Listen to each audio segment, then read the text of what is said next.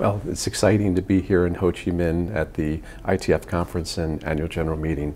It is the largest attended AGM in our history, with 116 nations and 16 nations that are Class C members. So it's exciting to get the tennis family together where we talk about ITF 2024 strategy and the future development and some important issues such as the Davis Cup and Fed Cup reforms that will be voted on at the end of the week. So it's exciting to have so many nations here to really talk about tennis. Last year in 2016, our theme was Working for Nations. This year's theme is Delivering for Nations.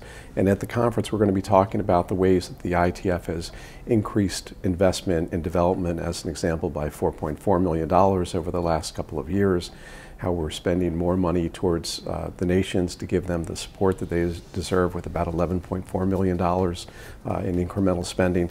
So it's really about how we are delivering and what actions, as well as the decision on Davis Cup and Fed Cup reforms that we'll make this week here at the conference.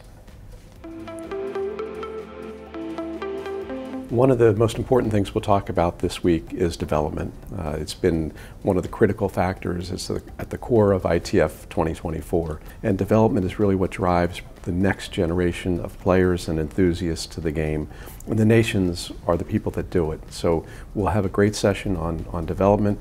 We'll also talk about other things like opportunity, where we have the transition tour, which is part of the player pathway.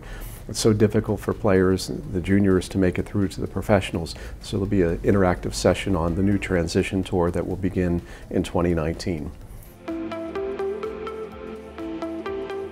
Well, this week's AGM will be very important for determination and voting on the Davis Cup and Fed Cup reforms that we have put forward, which we think are just very, very important initiatives for the ITF to change the competitions, to listen to the nations and the players, to make them stronger competitions. One of the things I believe in most is that every nation has a voice. So in preparation for just delivering on ITF for the nations, I travel around the world. I've gone to 43 nations to visit with them, to hear from the nations and the regions, to help them with their development and what they're doing.